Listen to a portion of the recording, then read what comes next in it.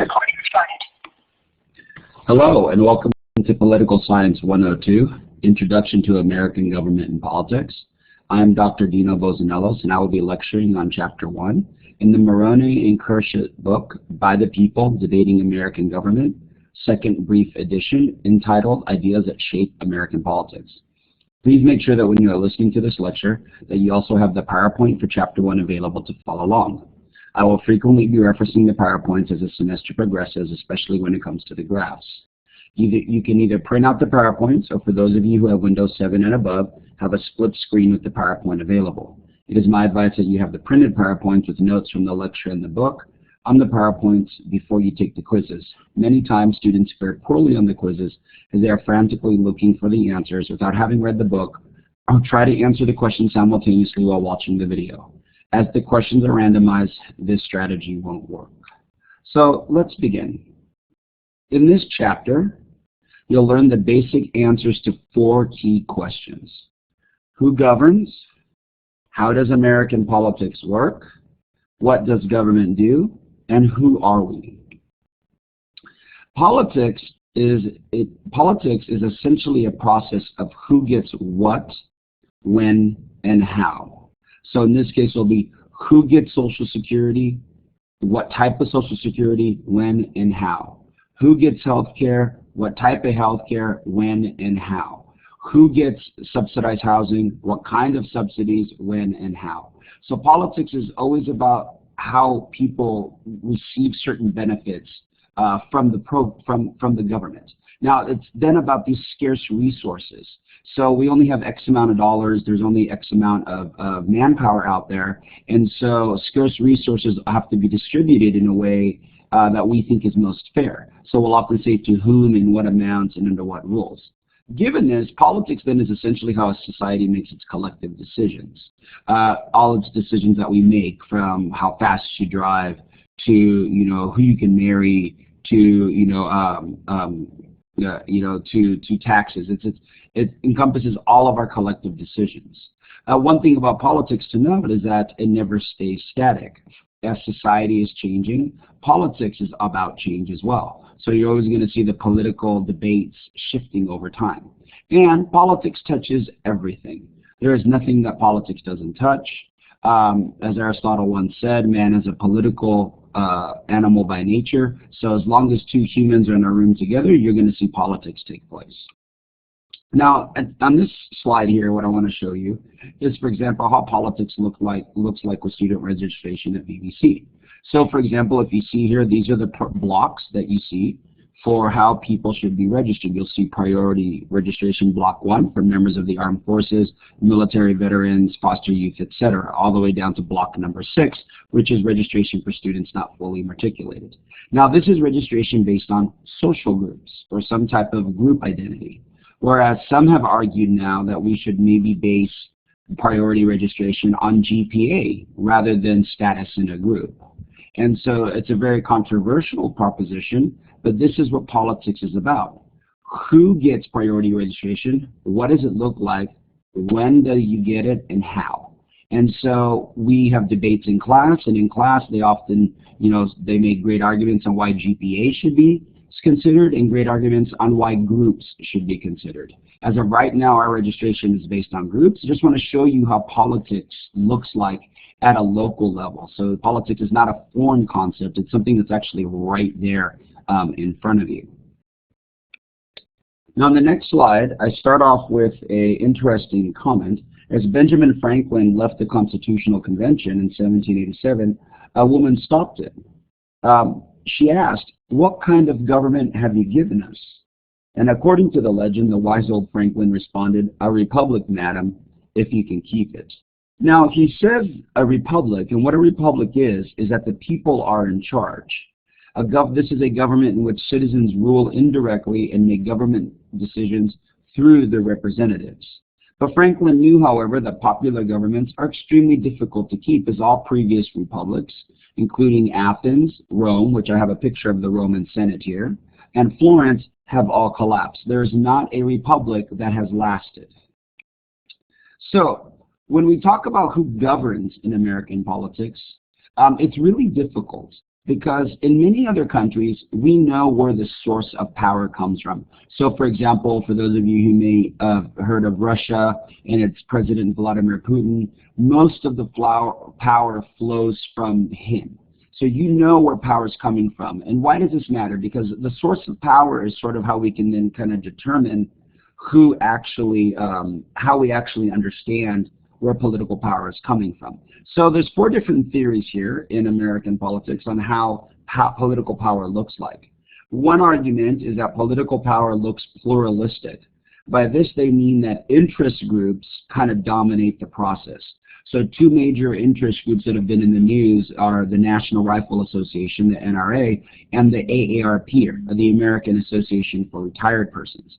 And what you see is that both of these interest groups really dominate the conversation in 2 areas. With the NRA when it comes to any legislation in regards to gun ownership and restrictions or non-restrictions, and the AARP when it comes to pensions and health care for the elderly. So this is one idea that you see that we quote-unquote take our marching orders from these interest groups. But they're not the only group. They're not the only source of power. There's also elite theory. Elite theory is that these are people who are high up in government, corporations, and military, or in the military, and they're the ones who actually, are the movers and shakers, and they're the ones who can make decisions that affect us. These are people who have status based on economic influence in leadership positions. Now, interestingly enough, if you were to look at the presidential candidates for 2016, Hillary Clinton is an elite. You definitely see that Donald Trump is an elite from the business world. Barack Obama was an elite from the academic world. And so these are all elites. Mitt Romney was a financial elite. John McCain was a military elite. So if you look to see, all of these folks are elites, and they some way or another influence politics. This is a source of power, they themselves. The other one is bureaucratic theory. Bureaucratic theory focuses on government organizations and the power they yield. For example, most of us that live up in the high desert, if you ever go out into the desert, for example, if you want to go off-roading or if you want to go visit one of the Colorado River, you'll see that a lot of it's governed by the BLM, which stands for Bureau of Land Management. Now, the BLM has its rules, organizational rules, and it makes day-to-day decisions that could affect the way you live up in the high desert. So this is one area of understanding where power comes from. The 4th one is social movement theory. That sometimes power comes from those who protest. So for example, it was the civil rights movements in the 1950s and 60s is the best example of social movement theory. This is where you had interest groups, elites, and government organizations had all conspired to make sure that African Americans could not have political, social, and economic rights. And so in the civil rights movement, they had they developed the ability to persuade the rest of the country to support their cause. So just wanted to bring these up. You don't see this in the book, but I wanted to bring up these 4 different theories to kind of understand that power in the United States is diffuse. What I mean by that is that power is not just concentrated in one area. We have a very fragmented political system, which means there's lots of players involved. The good about that is that there's access for more people to be involved. The bad about that is it makes for a horribly inefficient process. It would be much more efficient if just one person made all the rules, but that's not very democratic, so that's not going to happen. All right, moving on, let's look at how American politics actually works. What we see is that American political decisions are often shaped by what we call the 4 I's. The 4 I's are ideas, institutions, interests, and individuals. And so let's start with the first one, which is ideas. Powerful ideas have always shaped American politics. So for example, when we say all people are created equal, well, what do we mean by that? Who do we mean by people? What do we mean by equality? We say these phrases, and they've been encapsulated in our founding documents, and they have an effect on people centuries later. Another one, all are endowed by their creator with certain unalienable rights. Well, what are these unalienable rights? What are these rights that cannot be taken away from us?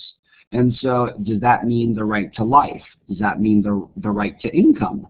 Does that mean the right to education? Does that mean the right to own a gun? What does that mean, an inalienable right? So these powerful ideas really shape. We constantly go back and ask these questions over and over again. Every generation has these discussions. So ideas tend to provoke long, loud controversies about values and policies in America. The next I then is institutions. And when most people talk about politics, they think about institutions. You know, politicians like President Barack Obama or Senator Ted Cruz. These could be such as political commentators such as Jon Stewart or Rush Limbaugh. We often argue that institutions are the organizations, norms, and rules that structure government action and that structure government, and public actions. So in other words, we look at how institution influences behavior. Congressmen act a certain way because they're limited by the constraints of their institution. The Supreme Court does things in a certain way because of how it's been designed. If you look at media, including social media like Facebook or Twitter, Twitter is a great example of how it's constrained. You can only use at this point 140 word characters. And so, or 140 characters, excuse me, that's your limit, which means it's really changed the way we talk to each other. It's really changed the way that politicians, for example, Donald Trump, who uses Twitter quite frequently, how he is able to use Twitter as a way to communicate and bypass of mainstream media. And so it's very interesting to see how this looks like. And then if you look at your college yourself, for those of you that are here at Victor Valley College, and then also maybe looking to transfer to a university, you'll see that the institutions have different norms, expectations, and behaviors. All right, so as I said, different institutions have different rules, and each institution organizes its behavior differently. The next I is what we call interests. Now, for many social scientists, interests are the center of the story. Political action often springs from individuals, groups, and nations that are pursuing their own self-interest. Now, individuals seek to promote their interests in politics. So what happens is you may have, in the debates that we had earlier about priority registration at VVC, many of the students who picked a GPA rather than social group standing for registration often had higher GPAs. Whereas many of the students who preferred social group standing were in one of those social groups. What that means is that they are advocating for their interest. And individuals seek to promote their interests in politics. That's what they want to do. Now, members of the public are set to calculate the costs and benefits of taking any action. We say that the public is rational, that it looks at its options, it weighs what's good, what's bad, and then it makes a decision. So all people, including the people that make up a public, all want to try to maximize their self-interest. What we mean by that is we want the good to outweigh the bad as much as possible.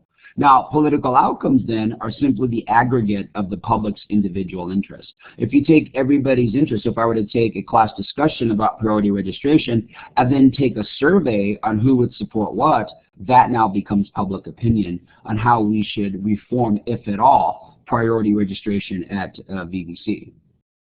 So there are other types of interests. For example, there is, along with self-interest, there's also the influence of interest groups.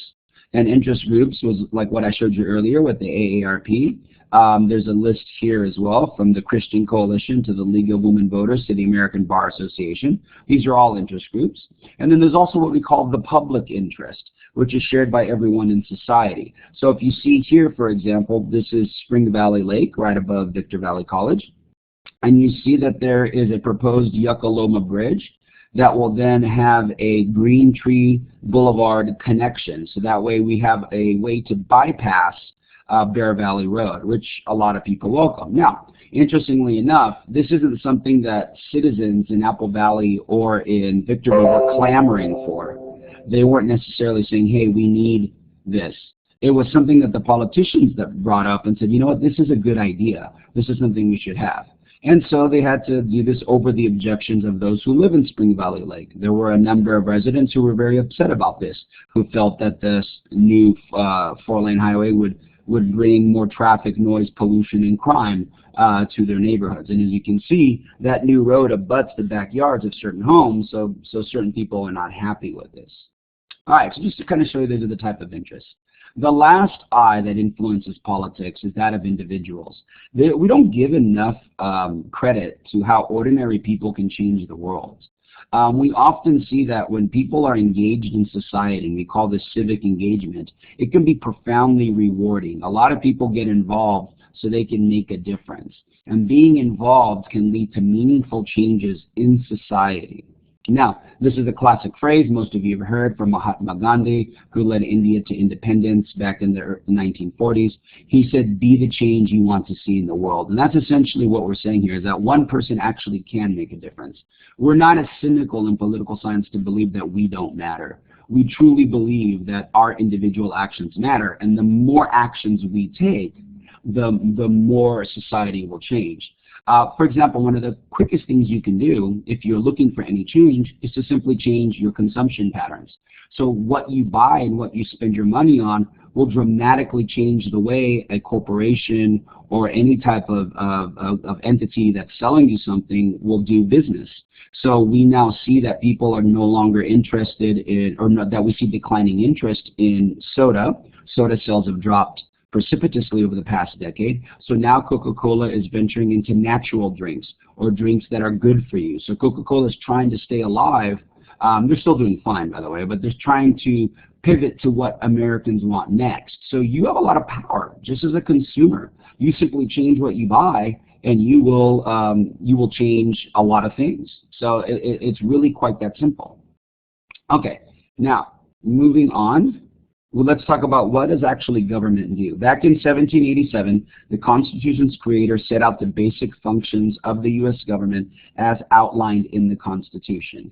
They are establish justice, ensure domestic tranquility, provide for a common defense, promote the general welfare, and secure the blessings of liberty.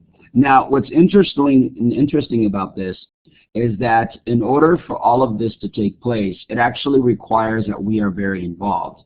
And so one of the reasons why America was so successful, according to this French philosopher Alex de Tocqueville, which you see his picture here, he also said that he came over, he saw that Americans had a very vibrant civic spirit. They were heavily involved in the decision-making, and they were part of the process. And he says what happens is people develop habits of the heart. They interchange in mutual problem solving that form the foundation of robust democracies. In other words, we need to talk to each other. We need to deliberate. Democracy is about deliberation, or discussing controversial issues in a polite way. So many people, many students fear politics or don't want to take a political science class because they don't want to get into politics. Well, by default, you are in politics just by virtue of being alive. You can't escape it. But what we can do is discuss controversial issues in a way that allow us to have meaningful conversations so that we can move forward. What you see on the media where people scream and yell at each other is just a way to drive up ratings. Truly, in true politics, people who really disagree can still sit down and try to find compromise or try to find a way to coexist. We owe it to each other to do this. Now, if you look, Americans have a very, very active civil society. And when you look at civil society, we'll break it up into three parts. The first is private life. These are individuals, this involves individuals and their families acting on their own. So this would be decisions making in regards to school, your family, your work, walking the dog. Civil society refers to people joining with others to achieve some goal. So this is, you join a Bible club, a rugby club, Rotary club, you become a volunteer for an organization. And then government involves formal organizations that make decisions for the whole society. This is voting, attending rallies, political campaigns, like calling a politician's office. Notice that in order for change to occur or for action to take place, you kind of need the confluence of all three. Private decisions, societal decisions, and governmental decisions. If they're all on the same page, then it's a lot easier for us to move forward in a particular area. So this is something to keep in mind, that it's not easy in order to get all these three sectors of society on the same page, but when we do, that's when you see change take place. Now, in the abstract, what you'll see is that because Americans have such an active civil society, they often prefer voluntary groups to government action. And we can see this As the public largely disapproves of all aspects of government. Surveys show us the American public disapproves of bureaucrats, the mainstream media, lobbyists, and Congress. And in fact, if you see this graph here, it shows a dramatic drop in the trust of national government. So we ask a survey question, do you trust the national government to do the right thing most of the time? And in 2010, only 13% of Americans said that they did, which is a historically low number. Yet, despite the fact that we prefer voluntary groups to government and we think we want a small government, we have a large government. We have a very sizable government. We have 2.2 million civilian employees, 2.5 active and reserve armed forces, 4.4 million state and 12.2 million local employees. And not only that, we have 500,000 elected officials. Now, before you get on your partisan high horse and start saying, you know, Republicans and Democrats, I want you to take a look at this graph. And this is U.S. federal government size by president and political party, and I want you to see the trend. And the trend is very clear, that regardless of party, our government has grown. And that's going to continue. Now, some may grow faster than others, but we're going to grow. Some would say, why is that? The simple answer is we're growing as a country. So, for example, we're 325 million people as of right now, and we will end up being 480 million people by 250. California will go from 40 million to 60 million. We'll also see the high desert will go from about 445,000 people to close to 1 million people. I don't know whether they're all going to fit in the desert, but that's what you're seeing. So this is sort of this is what we're talking about. The government's going to naturally grow. Part of it also too is that we've incorporated a lot more social programs. And so we have quite a few more social programs than we did before, and these social programs we prefer. So for example, a social program that exists that affects you is that if you're attending DVC, more likely you are being subsidized. So for those of you who are paying for school, it's about $46 a unit, but the true cost is actually $196 a unit. But we as Californians have said we want to subsidize you because we believe it's in our interest for you guys to get an education so then you can become taxpayers. So we are willing to spend this kind of money. So this is what you're seeing in American society, natural growth of population plus an increase in the number of services that are provided to Americans. Now, we can see this in the federal spending. If you see, the book talks about the 2014 budget, which is $3.1 trillion. I also include the fiscal year 2017 budget. Fiscal years run from October 1st to September 30th, which is a proposed $4.1 trillion. If you look at the fiscal year 2014 budget, 65% were spent on 4 programs: the military, Social Security, Medicare, and Medicaid. The defense, including the armed forces and Homeland Security. Social Security is pensions or retirement for the elderly. Medicare and Medicaid are health programs for the elderly and for those who are in poverty. Now, where do we cut then? I hear this a lot from students. We just need to cut government. Great. Where do we cut from? When I tell students, why don't we cut from defense? People say, no, no, no, no, no. In the age of terror and everything that's going on, the last thing we want to do is cut defense. Okay? Let's cut Social Security then. No, no, no, no, no. Those seniors have paid. They deserve it. You know, they want to retire. Maybe we should move the retirement age up. No, you told me I could retire at 64. Well, then let's take away the health benefits to the poor. Well, then how are they going to survive? They're going to overrun hospitals. Do you see the drift here? It's not easy to cut. It's very, very difficult to cut back. And so, and if we do cut back, I think we'll be very unhappy. And so it's an interesting phenomenon. On the one hand, we say, well, we have too big of a government, we need to cut. And on the other hand, we don't want our programs to be cut. So Americans, you know, we can't have it both ways. You know, there's a way to go. Okay. Also, finally, what government does is set the rules for societies. Some of the rules that they set forward have very, very little controversy. You know, drive on the right side of the street. Stop at red lights. No tobacco for children. No rat hairs or bug parts in restaurant food. So sometimes the rules make sense to most people. At other times, they can trigger really fierce debates. So if you look here, you'll see, you know, don't walk when there's cars coming through an intersection. That's logical, very little controversy. However, should marijuana be legal for recreational use and consumption? Very controversial. And so you see here the states that have either legalized it completely, which is Washington and Colorado, and states that are either have it legal for medical use, or states that are having a legislation pending. In other words, to fully legalize it. So we're seeing, this is much more controversial than just, let's say, walking across a crowded intersection. All right, let's move to the next question then. Who are we? The United States is a nation of immigrants. Puritans landed in Massachusetts in the 1630s. Africans arrived chained in slave ships for over 300 years. Irish and German immigrants came in the 1840s. Polish and Italian immigrants came in the early 1900s. And Mexican, Chinese, and Indian immigrants, among a great many other places today, have immigrated. You see then that this makes America probably one of the most diverse democracies in the world, or in the history of the world. And what we see here is that each generation tends to help remake American society, culture, and politics. So if you see, this is a graph from the book that shows from 1970 to proposed 2060 on how race and ethnicity will look like in America. And one of the most stark numbers is how you see that the percentage of the white population is dropping.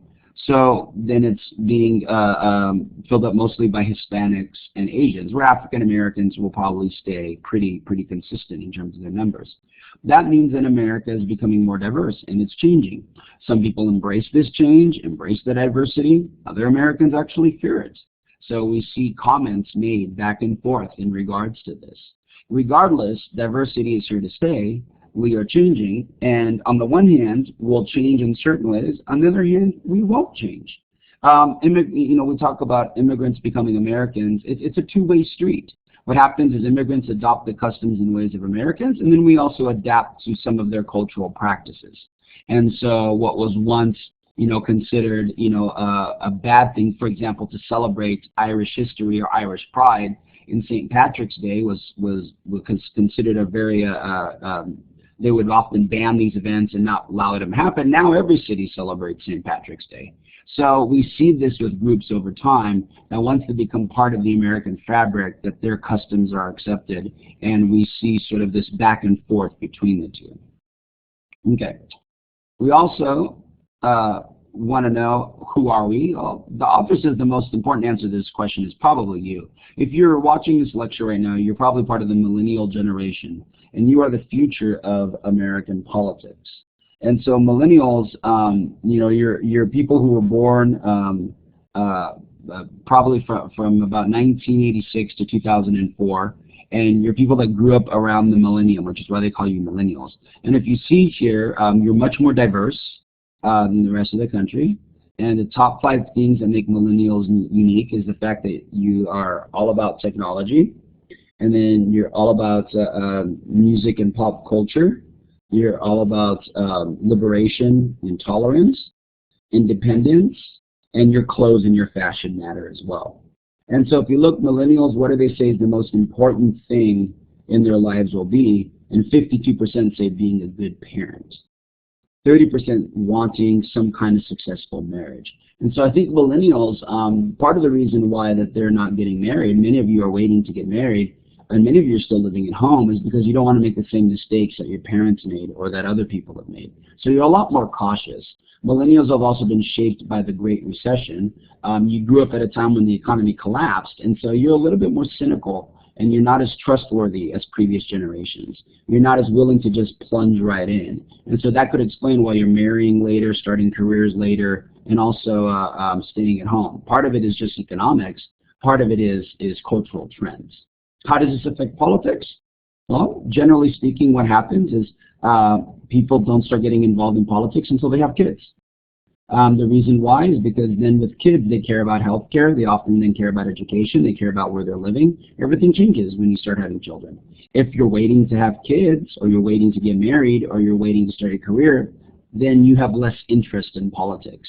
You're not as interested because you now think it's remote and far away and it doesn't apply to you. All right. Now, we're going to move into the second section of this book, the second, or excuse me, of this chapter, and it's called A Nation of Ideas. And so as the colonies broke away from England on July 4th, 1776, American leaders issued a Declaration of Independence that explained their revolutionary actions. And so in its second paragraph, it describes the idea that animated them. And most of you have repeated this phrase, and you should be very familiar with it.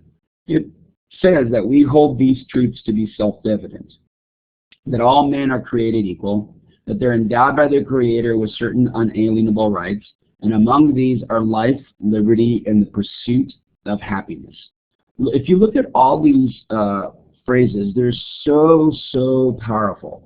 You know, it explains the role of government, that securing each individual's rights to life, liberty, and the pursuit of happiness.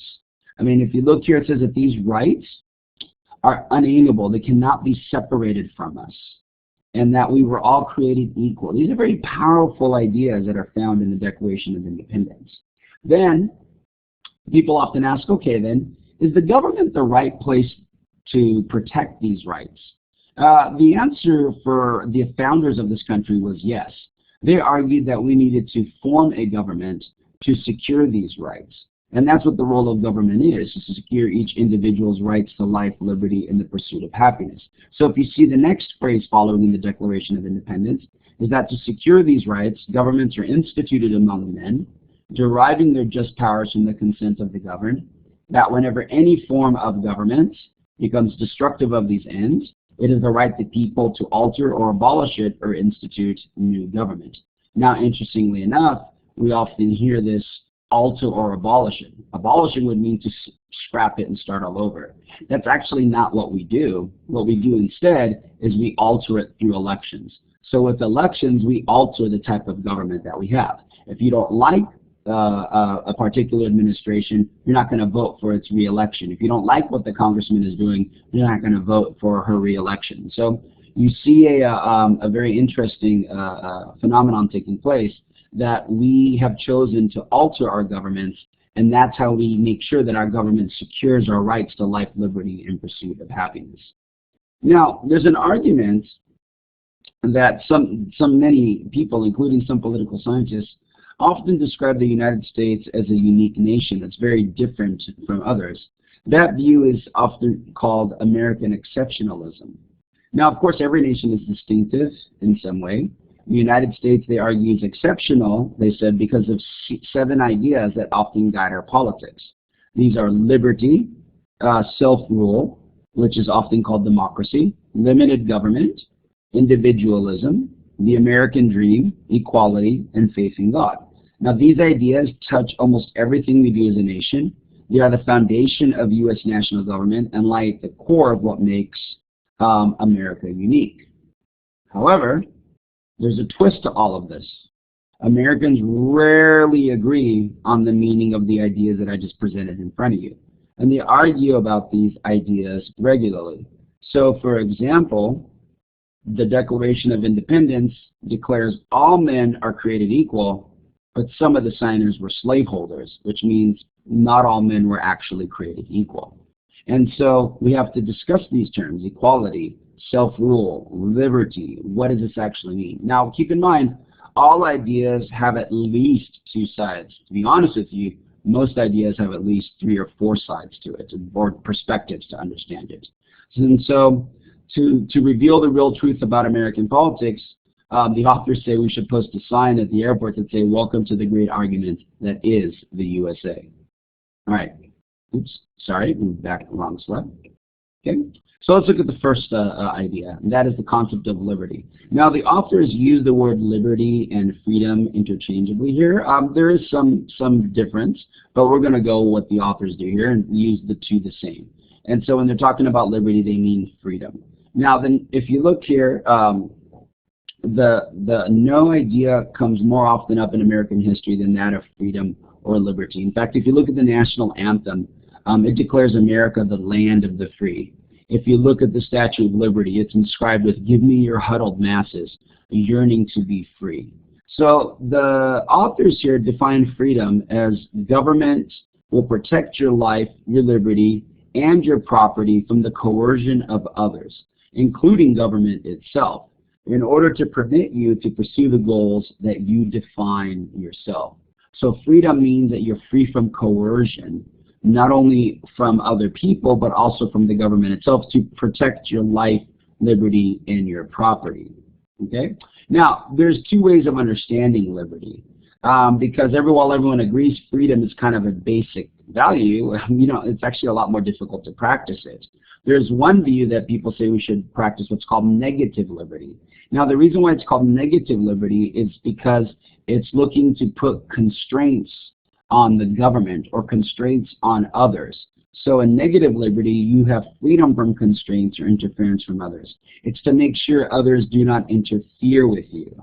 This firmly limits government action. Public officials, this negative liberty firmly limits government action, and it's the right to act as you want. Now, positive liberty is the opposite of this. Positive liberty is actually active government involvement. This is the freedom and ability to pursue one's goals. And the argument is made that you cannot really be free if you lack the basic necessities of life. So protecting liberty means that everyone has to have food, shelter, healthcare, and a good education. Otherwise, they can't achieve life, liberty, and the pursuit of happiness. Now, this is very interesting because those who favor negative liberty would say government taxing me is taking away my right to spend money to increase my life, liberty, and pursuit of happiness.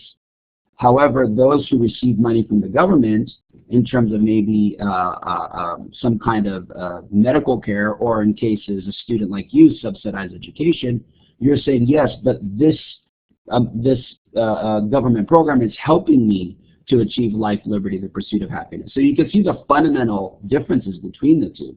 Neither one, is incorrect. Neither one is correct or incorrect. It's really going to come down to actually kind of how you see how you understand freedom. Now, interestingly enough, FDR, who was a four-term president for the United States, he expressed the views of positive and negative liberties in his 4 freedom speeches. He declared that the nation was fighting for these 4 freedoms. The first 2 were negative liberties, in this case, freedom of speech and freedom of worship.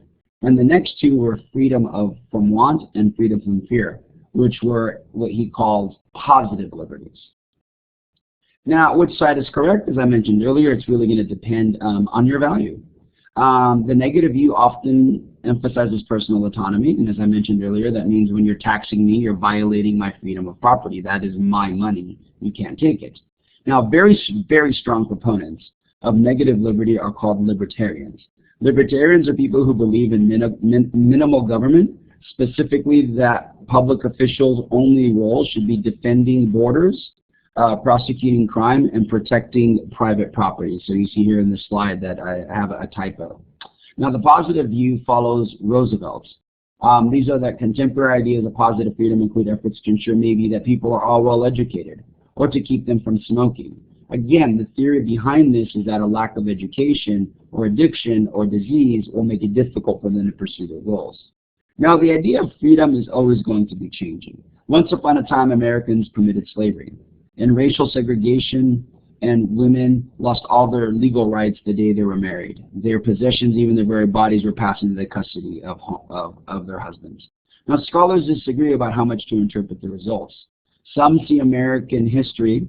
Let me go to the next slide. Oh, excuse me.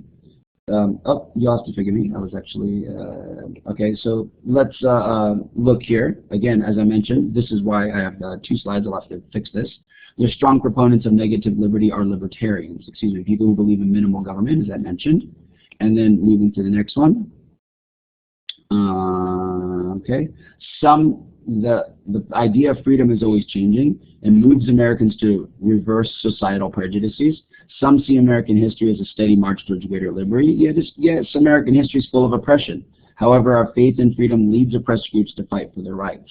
Freedom is won and lost again, and we should never take liberty for granted. Now, the next idea is that of self-rule, and it comes in the very first sentence of the U.S. Constitution, where we say, we the people. When we mean we the people, this is the idea that legitimate government flows from the people. That the only reason why people can make decisions over us is because we give them the power to do this. So how do we achieve self-rule? Well, Americans have long vacillated between two very different paths, that of a democracy and that of what we mentioned earlier by Benjamin Franklin, a republic. So let's look at the first one, which is democracy. In a democracy, it's a government in which citizens rule directly and make government decisions for themselves. In other words, there are no elected representatives. You are your own representative and you vote. Now, demos is the Greek word for people. Kratia means to rule, so it's the rule of the people. And in ancient Athens, that's literally what they would do. They would gather in the agora, or in the marketplace, and they would talk politics, and then they would vote. Now, Jefferson was the most vocal proponent of maximizing democracy. He said, "The will of the majority is a sacred principle, the only sure guardian of the rights of man." He said, if people cannot govern themselves, asked Jefferson, how could they possibly be trusted with the government of others? And Americans have a rich legacy of expressing themselves, demonstrations, rallies, and protests. And you see that direct democracy still exists today. There are initiatives and referendums at all state levels. For example, there was an initiative that was coming forward. It's no longer coming forward, but it was proved to be quite popular in the media. Starting in 2012, there was a proposal by Tim Draper, a businessman in Silicon Valley, to divide California into 6 states. The state of Jefferson, North Carolina, Silicon Valley, Central California, West California, and South California. Living in the high desert, we would be part of this new state of South California. Now, this proposal went nowhere, but this is an example of an initiative. This is the 6 Californias initiative, and it received the required number of signatures. However, the courts threw out most of them for being duplicates or saying that they didn't collect them properly. So it's no longer an initiative. But I want to bring it up to you because it's probably one of the most controversial and one that will really get your attention. These type of initiatives exist in every state in terms of whether or not marijuana should be legal. There used to be initiatives in regards to gay marriage. No longer. Now the Supreme Court has ruled that state laws banning gay marriage are unconstitutional. There used to be there's a lot of initiatives on taxes or initiatives on term limits. So, you as Californians, you can vote on initiatives that can affect your daily life. All right. The other side of self-rule is that of a republic. The alternative is a republic, where people rule indirectly through their elected representatives.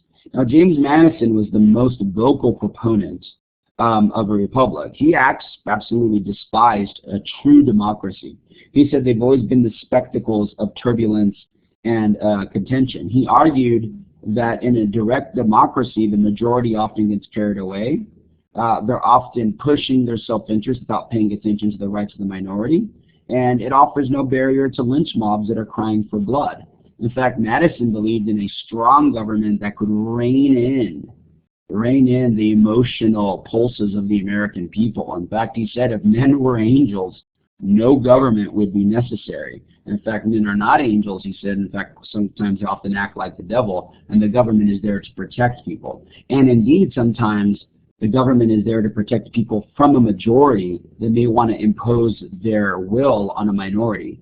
This is often referred to as the tyranny of the majority, where the majority terrorize a minority simply because they don't like them for whatever reason. Okay, so the U.S. is actually a mixed system. What we mean by that is we often refer to the U.S. as a democratic republic because it includes elements of a democracy and a republic. There are plenty of opportunities, however, for direct participation. However, there are many opportunities for direct participation, which says it's still democracy, yet we have elections, which makes it a republic. So the American government is organized to check the majority. We see that House members are elected every 2 years, presidents every 4 years, senators every 6 years, and the American government operates through elected and unelected officials who answer sometimes indirectly to the public. Now moving on to the next idea is limited government. From the beginning, outside government was distrusted even when Americans were English colonists. Why did Americans develop this mistrust? The answer lies in how people secured their rights in the first place. So if you look at other countries like the UK, Germany, and France, what happened is central governments grudgingly granted the people their rights. Given this, the source of power for rights are the central government. So the central government matters, and people pay attention and value a central government more because they see that's where the source of all their power comes from for rights and liberties. The U.S. is the opposite. In the U.S., Americans tend to see the central government not as a source of rights, but as a threat to their life, liberty, and pursuit of happiness. For many Americans, they often see their experience is dramatically different, and they often see the government in a very different light, that the government is not a source of our rights and liberties. In fact, the government can take away our rights and liberties. So we've often limited government to prevent this from occurring. All right, yet the U.S. has a big government. And I just want to be very clear here. If you happen to find yourself to be a conservative or a liberal, the argument is going to be made here that both sides prefer a big government. They just want it in different ways. So, for example, conservatives are Americans who believe in reduced government spending, personal responsibility, traditional moral values, and a strong national defense. They seek to use federal authority to crack down on drugs, root out obscenity, limit marriage, forbid abortions, be tougher on crime, and limit immigration. Folks, that is government. That is using government to enforce what we call moral codes. So we often say that conservatives often want to regulate what happens in the household or in the bedroom. We often hear this. Liberals, on the other hand, seek to use federal authority to regulate the economy, regulate the banking system, environmental protections, and fund social welfare programs. In this case, we're often saying that liberals want to regulate your checkbook. In other words, they want to use taxes as a way to pay for programs. So don't get wrong. Liberals want a big government for their programs. Conservatives want a big government for their moral values. It is still big government. The only true group that does not want big government are libertarians. And as I mentioned earlier, they prefer severely limited government, where it's public safety, private property, national borders, and that's it. Now, as I mentioned earlier, conservatives are those people who believe in reducing government spending, personal responsibility, traditional moral values, and a strong national defense. We often refer to these folks being on the right end of the political spectrum or right-wing. Liberals are those Americans who value cultural diversity, government programs for the needy, public intervention in the economy, and individuals' right to a lifestyle based on their own social and moral positions, also known as the left or left-wing. Now, in American politics, ideology and partisan preference tend to kind of overlap. What I mean by this is if you identify as a conservative, you're more than likely also identify as a Republican. If you identify as a liberal, you more than likely also identify as a Democrat. And so the ideology and party preference kind of neatly align. If you're a moderate, you probably are not a member of either party and probably identify as an independent, which explains why you see yourself in this way. All right. So how does limits on government action look like? The federal Constitution includes an intricate system of checks and balances on power. Americans do not want government doing a lot, so they make it difficult for elected officials to actually follow through on their promises to get things done. And this is very interesting because Americans often say they don't like big government, but then they often demand government do something about the cases that they care about. And so, in this case, we're trying to balance what we say self-rule with limited government. And that's a very, very difficult question to answer. So in the case, in the wake of a terrorist attack in the United States, we often say, well, where was the government? Why didn't it do its job? Why didn't it go out there? And then when we want to give the FBI or we want to give the NSA or we want to give a presidential administration more authority to go after people, we say, no, this is big government getting in the way. Well, folks, it's one way or the other. It's look, do we give the power of the government to do what it needs to do to fully protect us, or do we accept the fact that, yes, with our rights, there might be those who slip through the cracks and cause harm? These are tough questions, not easy. I'm not going to give you the answer because I don't think there is a right answer. But this is just to think about the difference, how to balance self-rule with limited government. And it's a very, very tough question to answer. All right, the next idea is looking at the concept of individualism.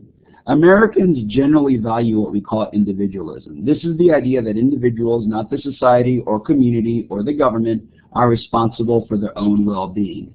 In other words, you We expect private individuals and families to handle birth or adoption or caregiving, and it not to be handled by the government. Now, compared to other nations, the U.S. is very, very much at the individualistic end of the spectrum. If you look at this graph here, it says the views of individualism and the role of the state, which is more important, nobody in need, which is the red bar, or freedom to pursue life's goals, which is the blue bar, and only the U.S. of these 5 countries do the majority prefer freedom rather than having nobody in need. Now, the opposite of individualism is what we call communitarianism, or that it's putting the community ahead of the individual. So we look at communitarianism as understanding society as a single community or a collection of individuals. Now, clearly every nation is both individual and a community, but government principles or government policies can be designed to emphasize the community or to focus on individuals. So countries that often emphasize the community are often referred to as social democracies.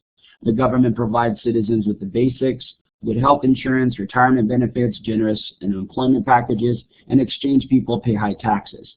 Most Western European nations are social democracies.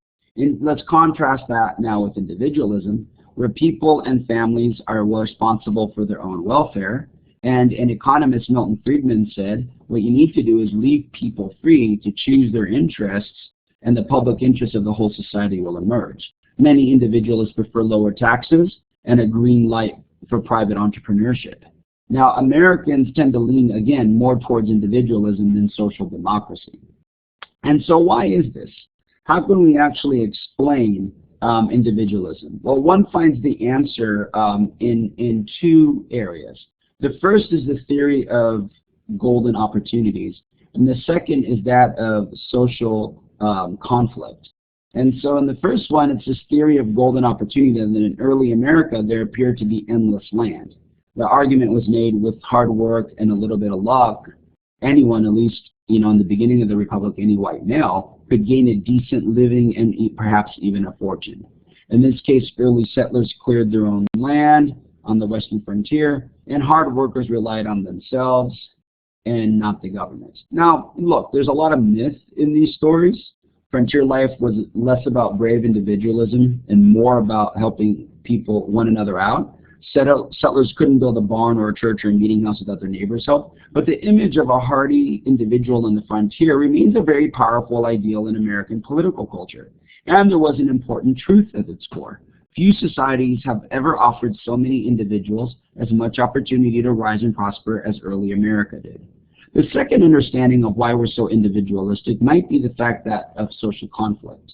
In social conflict, it emphasizes the enormous differences within our country. That the country is too big and the population is too diverse to actually ever develop a true sense of solidarity. For example, even from the beginning of our republic, we were diverse. Early settlers, slaves, later immigrants, they didn't get along with each other at all. In fact, they highly disagreed with each other. And so what this does is, rather than relying on your group, because your group may not have that much power, rather than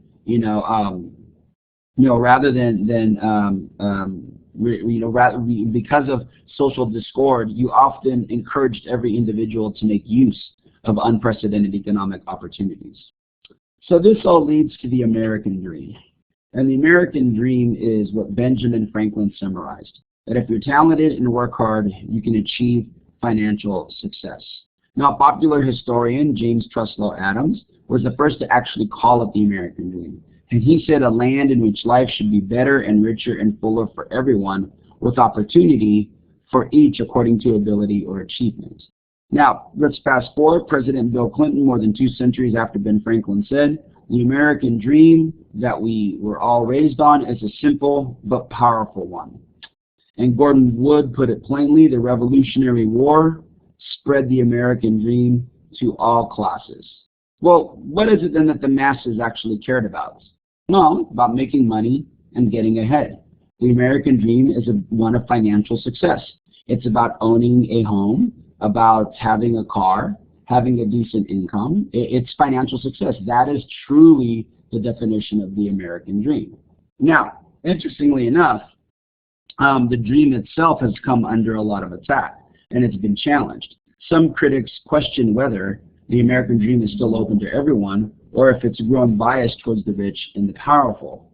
For much of the U.S. history, including the boom years after World War II, middle-class incomes rose faster than incomes at the top. Then, starting at the end of 1970s, this trend changed. And if you see here, you can see how growth was more to the bottom 20%, and since 1979, growth has dramatically shifted to the top top 1%, 0.1%, 0.01%. Now, many people are going to say, well, why is this? Well, part of it has to do with the dramatic cutting of taxes under the beginning of the Reagan administration. While it spurred the economy, the dramatic cut in taxes allowed the wealthy to reinvest, and they mostly benefited from this wealth. Second is from globalization. What's happened is the wealthy now can invest outside of the United States and get more return on their investment. So tax cuts plus globalization has led to sort of a tilting of the system. And so the American dream is that everybody works hard and has a little tenet, they can get ahead. But if you're in the bottom 20%, it sometimes doesn't feel that way. All right, the American dream, though, is more important to younger generations. How important, let's look at this question, how important is it to you to achieve the American dream in your lifetime? And if you look at Generation Y, which is also known as millennials, it's very important, more important than Generation X, baby boomers, or the silent generation. Half of young Americans say they work harder than their parents, and they want to make more of an effort to be successful. If you look at this question, which of the following would you be willing to do to achieve the American dream? Your generation, which is Generation Y, is in the yellow, and it's take a job which I'm overqualified, get additional job training, relocate to the city or state, go back to school. You're less likely to start your own business and less likely to change industries, as again, millennials tend to be a little bit more risk averse when it comes to this, and that mostly has to do with the effects of the Great Recession. So does the American dream promote the wrong values? I mean, many question whether the chase for wealth is a proper human value. There's environmentalist critiques. They criticize the damage caused by big houses, sprawling suburbs, gas-guzzling cars, and opulent lifestyles. Others cite the harm to old-fashioned communal ideals. If we have to teach, President Franklin said that if they teach us that our true destiny is to minister to our fellow man, then we'll be better off as a country. He says we need to understand what the moral sense is. Difficult economic times often lead to economic populism. You often see now what you saw were in the 2016 presidential election were two major campaigns that focused on the plight of the working class. Both the Trump and the Sanders campaigns, though they took very different approaches, they both focused on what to do with those folks that have been left behind in an age of globalization. And so often you see programs that help the poor by soaking the rich. Still, Americans usually celebrate the gospel of success. And in fact, I have a picture here of the Kardashians, who are famous for being reality TV stars. No singing, very little acting, no music writing, nothing that they've contributed other than being famous for themselves. And in fact, I won't get into some of the details on how some of them became famous. It's not appropriate for this class. But it's a interesting phenomenon that we celebrate success. It's the gospel of success. And some people, from either looking at it from a traditional moralistic view or looking at it from an environmental view, really reject or condemn this type of viewpoint. All right, let's look at the next idea, which is that of equality. Equality means that every citizen enjoys the same privileges, status, and rights before the law.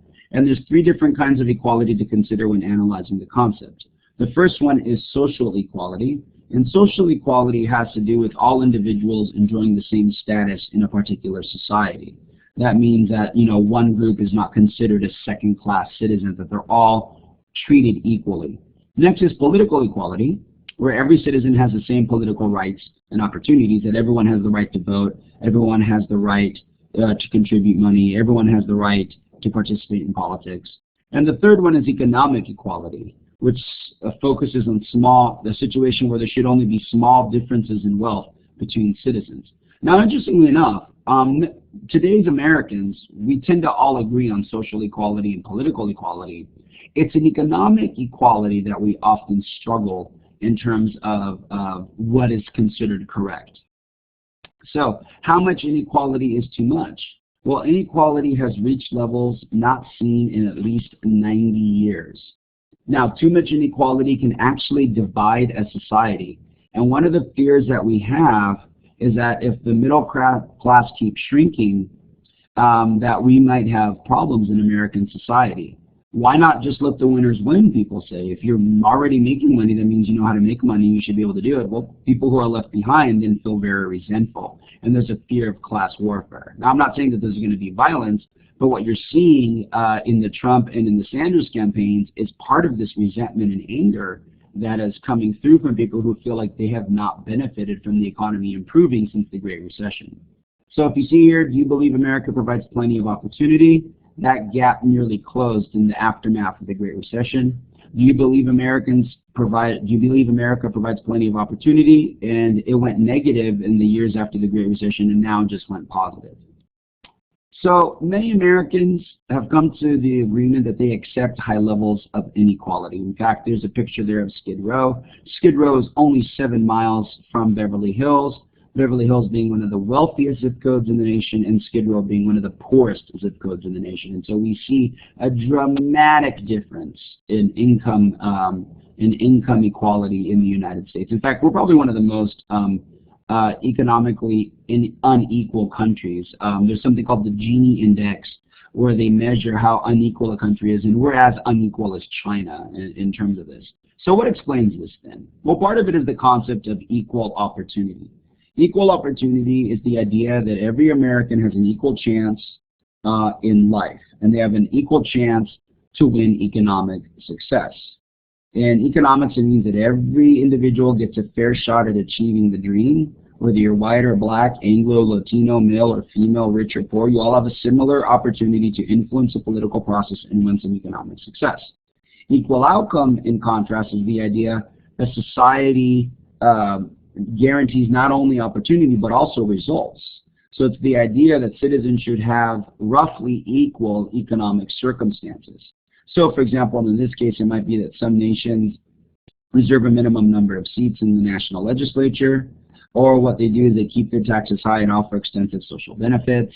If you look currently at the Affordable Care Act, which has also been called Obamacare, it is an example of an equal outcome. The idea that regardless of your status, everyone should have health insurance.